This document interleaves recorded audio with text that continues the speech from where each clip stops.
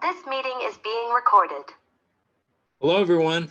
My name is Mark Kageyama, and I'd like to welcome everyone here to Be Your Own Hero. I'm a stage 4 prostate, bone, and lung cancer patient, and I've been dealing with cancer now for almost 2 years. In fact, it will be 2 years come October. So it's right around the corner. And I've said this before, I wouldn't wish cancer on anyone, but cancer has allowed me to really see what's important in the world. And that's what I do, is I try to share what I've learned and also connect with people with great stories that are inspirational, that, hopefully can help other people. And as far as my health goes, I just had some fresh scans done yesterday, CT scans, and they did it on my bones and my lungs. And so I will get the results here in a couple days, and I will share the results with everyone on my next video. But I am so excited to have an incredible person. His name's Mitch Mwalthall as my guest. And so let's get right to it. Mitch, please introduce yourself. Tell us a little bit about who you are. Thank you, Mark. My name's Mitch Mwalthall, and I live in the Dallas-Fort Worth Metroplex. And Mark and I were talking. We actually linked up on LinkedIn here not too long ago, and we seem to have a whole lot of things in common. I'm actually recovering from quadruple bypass surgery. I have a heart condition, coronary artery disease, which has been something that was triggered by arterial sclerosis. It's not something I'm going to get over, but it's all controlled by medications and diet at this point in time. And I had my original heart attack in January of 2017, and I was actually having a stress test done at the cardiologist office. And as soon as I stepped on the treadmill, I had the heart attack. So I was only about 10 minutes away from the heart hospital here in our area. And the Baylor Heart Hospital is ranked, like, I believe, third in the nation. It's the best in the state of Texas. And I was only about 10 minutes away. So after waiting on the ambulance and going down there, and then spending the afternoon trying to figure out exactly what was wrong, because I was having, as far as symptoms went, the only symptoms I was really having was shortness of breath, and until I stepped on that treadmill. It turned out, after having an angiogram that evening, I had 4 blockages, primarily on the left side of my chest. And those blockages were almost all 100%. 2 of them were at 100%, and the others were above 95%. Wow. So from that point forward, I spent 4 more days in the hospital being stabilized prior to having open heart surgery. Now, I was 59 years old when this happened, and that was something that was a real positive thing for me, because usually something like this happens to 70 plus. So, and in fact, the floor that I was on when I was recovering from the surgery, which was approximately 10 hours long, the next day I found out I was the second youngest one on the floor, and everybody was older than me. I spent only 4 days in the hospital after the open heart surgery, and came home and was recovering and started having problems with my legs. So within 2 months, almost to the day, I was taken back in, and because preliminary tests indicated that I may have 4 blockages around each knee, 2 on each leg. after they went in and did another angiogram for that, they discovered that I didn't have any blockages in my legs. It was an absolute miracle. And all of y'all will understand as you listen to me talk further. I'll talk extensively about my faith. It was an absolute blessing because these tests indicated that the blockages were there. They were naming where they were at and everything. So we got past that, but within 30 more days, one of my bypasses collapsed, which there is a 25% chance of having bypasses collapse whenever they do those. So I had to go back in, and I had an additional 2-hour surgery to not only stent that area, and that was one of 3 stents that has been implanted in me in the last 5 years. That was the first of those 3 stents. And after that was done, I began my rehab at the hospital. Can I interject here, Mitch? Yeah. Just to let everybody know, I've always done, we've always done interviews with cancer patients. And so this is the first person that I've interviewed who had something else besides cancer, but I felt it was, Mitch has such an incredible story that it's worthwhile to hear, you know, a different side of this, of our health. And so that's why I wanted to have Mitch on here, because he could shed light on something that we should all be concerned about, and that's issues with our heart, and that's such an important thing. So sorry for interrupting you there, Mitch, but That's okay. let's talk some more about what you've been through, because it's just absolutely incredible. So go ahead. I'm sorry. Well, what continued from there was the same process of trying to rehab and having to go back in again. Through August, I had 5 angiograms total, beginning with the one in January to the one to the 5th one in August. I have not only coronary artery disease, I have microvascular disease, and I have peripheral artery disease. So that's what arterial sclerosis is. It's cholesterol attacking my arteries. So all of the arteries in my body are affected by this. After August of that year of 2017, I then went, continued to go through the recovery process. We have a family business, and so I was able to work periodically throughout each week. But within 2 years of the heart attack, at the beginning of February 2019, I had a stroke. And it was a basilar stroke, which basically is at the base of your neck and where your head connect. And it wasn't a real serious stroke, but it did affect my left side. It did affect my vision. It did affect my hearing. So that was after 2 years. So I had the heart attack, open heart surgery, 5 angiograms, and a stroke under my belt, and then began the process of trying to recover from that, along with continuing my recovery from the heart disease. And it was discovered during those processes and going back in to see the doctor that I had 2 other blockages that were going to have to be dealt with. So let me stop you right there. So through all these things, what is going through your mind at this time? Are you in fight mode? Are you, what is happening with you as an individual? I think the blessing with all that, Mark, was the fact that I played football when I was growing up.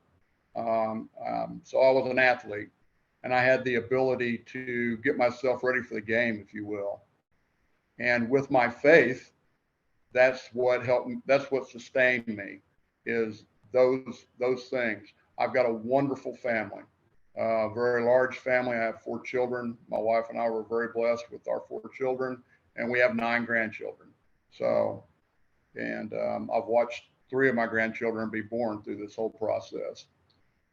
However, you know, it's just been, it seems like one thing after another, but even though I've had those things happen, trying to keep the comedy in life and laughing at, you know, not only myself and my wife being such a guiding force through this whole thing, we've been able to treat this just as it's something that's going on, and we're going to deal with it, and we're going to deal with it on a daily basis. But we don't change our routine. We do everything that we possibly can to keep the same routine going every day, which I think is one of the most important messages everybody has to understand. I think understanding, there's a saying, I'm in sales. I've been in sales the majority of my career. So just like any salesman, I have all kinds of sayings hanging all over the walls and everything like that. So one of my favorite ones is, you know, gratitude and attitude. And, you know, gratitude and attitude, they're not challenges, they're choices. And I truly try to live by that.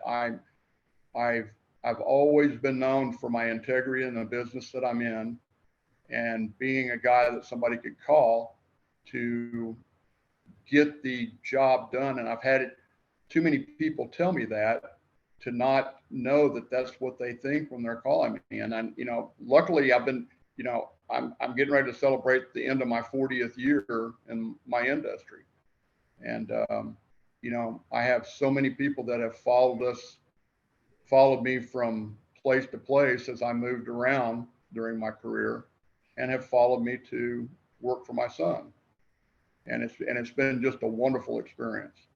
Our company has grown every year. So, but throughout all of this, Mark, I've had the ability to be able to work through all of it. And my son and daughter-in-law, they provided me with a vehicle. We have an office about 20 miles from my house.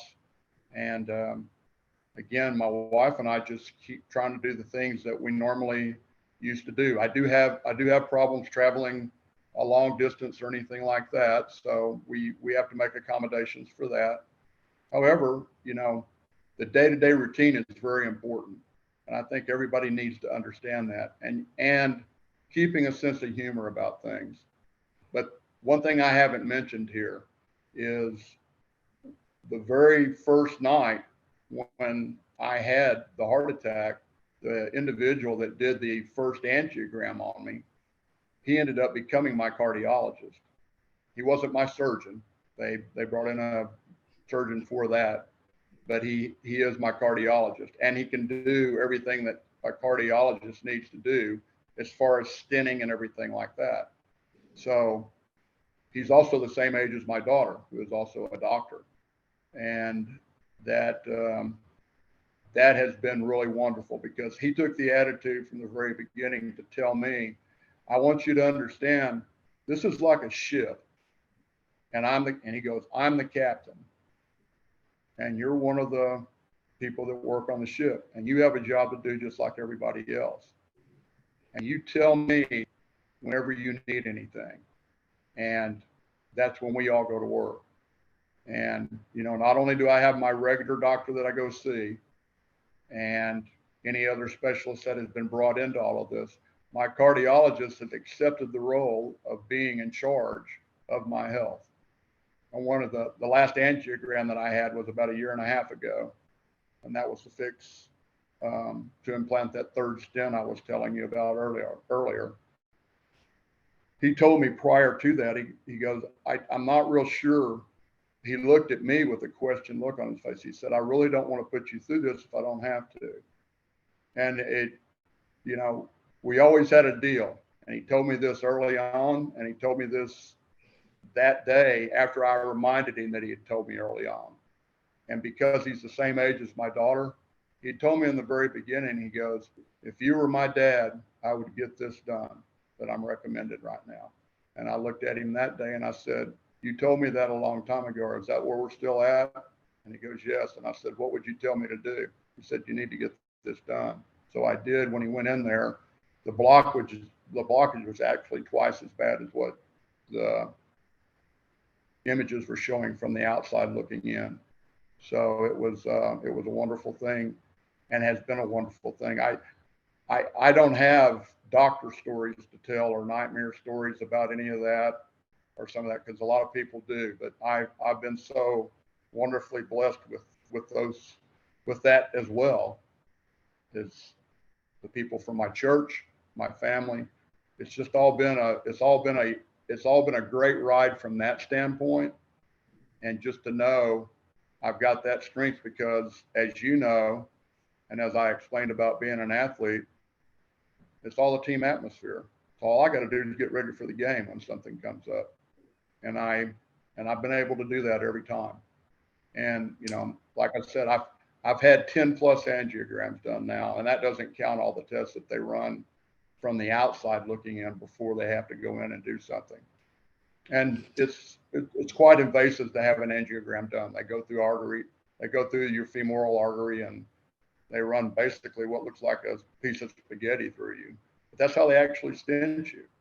And I've tried to keep up with everything that's, you know, as much as I can keep up with from a standpoint of being a heart surgeon. You know, I try to keep up with those things because I'm part of the team, and he makes me feel like I'm part of the team. So how do you explain, you know, all the things that you've gone through? How do you explain that? Why are you still here? Good Lord wants me here, and I know that. One of the first things my daughter-in-law told me that I work with the first morning, I woke up from surgery, and I'll tell you this part of it real fast. I woke up from surgery. They'd taken me in late in the afternoon or early in the afternoon. And so by the time they got me back to my room and I actually started the process of waking up, it was about 1 o'clock in the morning. By 7 o'clock in the morning, I was sitting in a recliner having breakfast. And I called my wife, and she was afraid it was the hospital calling to tell her that everything had gone wrong during the night. And I called my son and daughter-in-law. Nobody answered the phone because they were afraid that it was a bad phone call. And I'm sitting here, and I'm sitting in a chair. I've got my breakfast in front of me, you know, and I had just woken up at 1 o'clock in the morning after having open heart surgery. And I was so proud of myself, and nobody had answered the phone because they were afraid the hospital number was popping up and everybody was scaring everybody to death. But my daughter-in-law, when she got there that day, the first thing she told me was, she goes, you know, there's something at work here, and you need to realize that there's a purpose.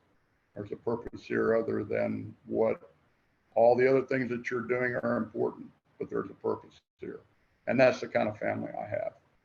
And, you know, I wouldn't know what to do without them. And that and my church family, those people, calls, supporting my wife during the middle of any of the procedures.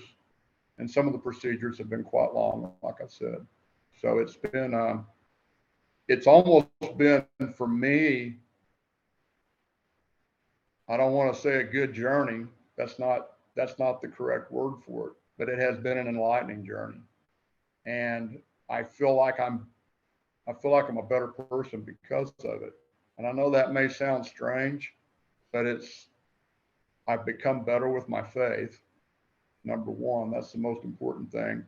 But it's also made me realize that looking around, and as I said a while ago, being grateful for what I have and having the attitude, all I have to do is have the attitude to take this on, to go play the game.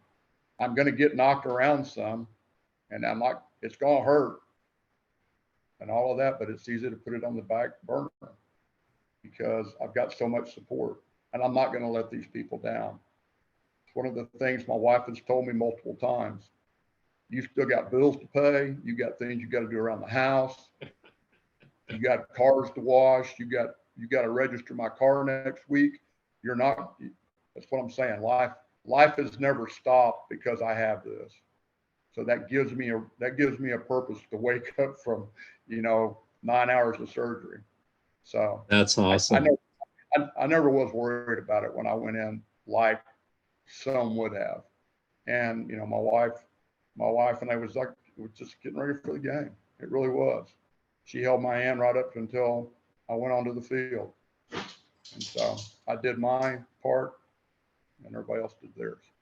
I just love that sports analogy because I'm big into sports myself. I'm a huge, I've mentioned this in previous videos. I'm a huge sports fan, and the beautiful thing about sports is you don't know the outcome, and if you've got two great teams going at each other, that's incredible to watch, and to associate your health issues with sports is, I think, just beautiful.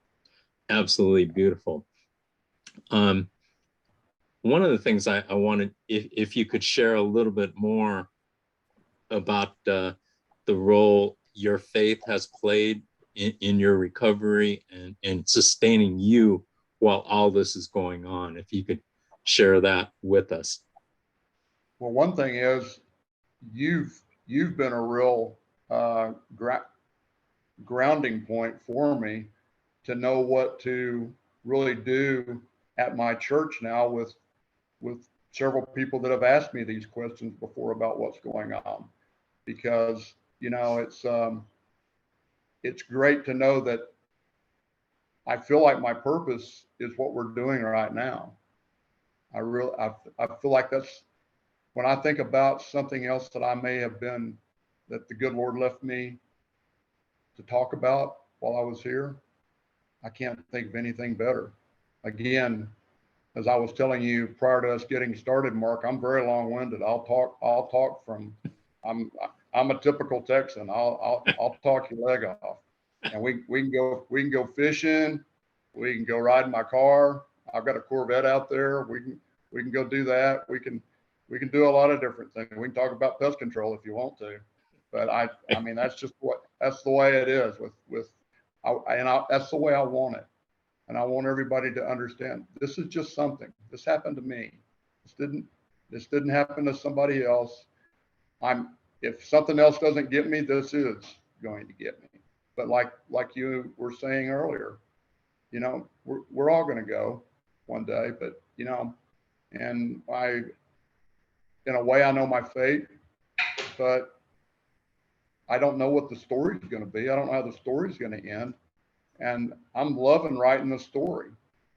And so beforehand, before this happened, that's what's so, I don't want to say it's a good thing and that this has all been, happy smiles and there wasn't any tears, because Lord knows there has been.